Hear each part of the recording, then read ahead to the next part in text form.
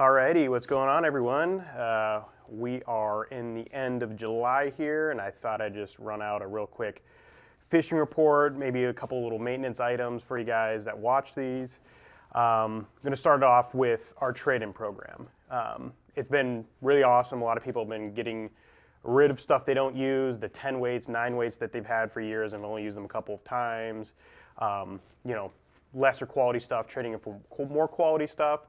So if you're not aware of that, we have that. What happens is you bring it in, I assess its value and give you a credit that day to use for anything in the store. It could be a rod, could be a guided trip, could be fly tying materials, doesn't matter. It's for the store that day. You don't have to be local to use it. I've had customers as far away as Wisconsin send in stuff. So it's always an option. If you're not a local guy, it's still an option for you. Just call the shop or email me and we can talk about it. Water temperatures. So we are in the dog days of summer, I guess some people call it. You really just want to be looking for that sub-mid 60s for it to be considered safe for trout. Obviously, closer to 60 degrees, the better. If you can find places that are lower than that, great, like the Metolius. If you're not sure, you need a thermometer. It really just comes down to using good judgment. If we have another 100-degree day and you're fishing at 4 p.m.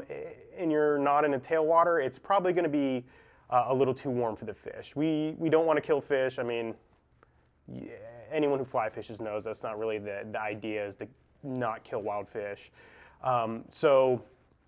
Yeah, use good judgment. If you're not sure, come and get a thermometer. Use a thermometer. I don't care what kind you use. Just use a thermometer.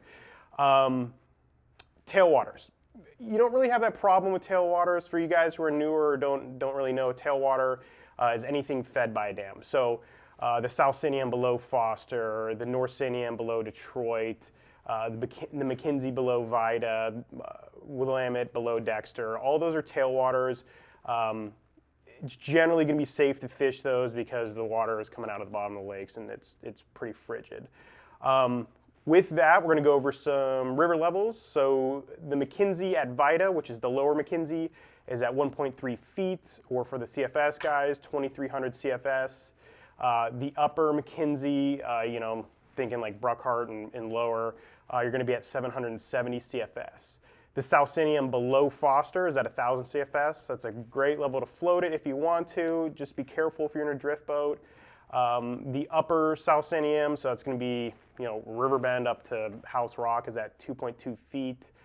Again, just be cautious of temperatures up there, and there's also a fire in that area right now, so pay attention to any closures. The North Sinian at Mahama is at 3.36 feet, or 1,280 CFS. There is like an algae advisory below Mahama right now, so just pay attention to that. I wouldn't be fishing above or below Mahama right now anyways, really. Water temperature is something to consider if you go any lower than that, in my opinion. The Middle Fork Willamette at Jasper, so that's below the dam, is at 4.5 feet. Oak Ridge is at, which is, I guess the middle upper portion of Willamette, is at 830 CFS. And again, on anything that is not a tailwater, just pay attention to the water temperature. Bugs that we're seeing for trout right now, there's going to be some golden stones out, caddis in 12 and 14, like green, brown, and tan is what I bring with me. Attractors, which is going to be your purple hazes, your Adams, your stimulators, both normal rubber leg stimulators. Chubby Chernobyls are going to be a great one. We are seeing some PMDs, which is awesome. Streamers. This time of year, I like to go natural, a little bit smaller. I'm not throwing like the huge, Sex Dungeons or Peanut Envies that I was a couple of weeks ago. So Sculpin Olive or Black, that's probably what I would stick to in terms of streamers. Trout Spay, of course, it's always good. I don't know what it is with Trout Spay, but I think maybe it's just a unique presentation that fish aren't used to seeing.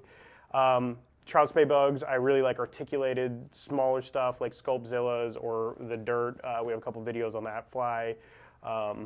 That's a great way to go. Steelhead, as of 7/24, Willamette Falls has roughly 18,000 summer steelhead over. Again, assume that number is going to get split by 4, so you got those fish are going to the North Sanium. the South Santiam, the McKinsey, and the Middle Fork Willamette. The run is really, I mean, it's fizzled out. That doesn't mean the fish are not there. A lot of people get discouraged once they look at the counts, they're falling down. Those fish are still in the river. They're going to be in there for a while. Go after them. They're hatchery fish. They're there to fish for. So get after those fish. Bonneville, it's looking like the Deschutes is going to have another pretty sweet year. When I looked today, Bonneville was at like almost 41,000 fish over. So that's something to get super excited for. The lower Deschutes is always freaking awesome. Anyone who's fished it knows that. Steelhead flies for the valley.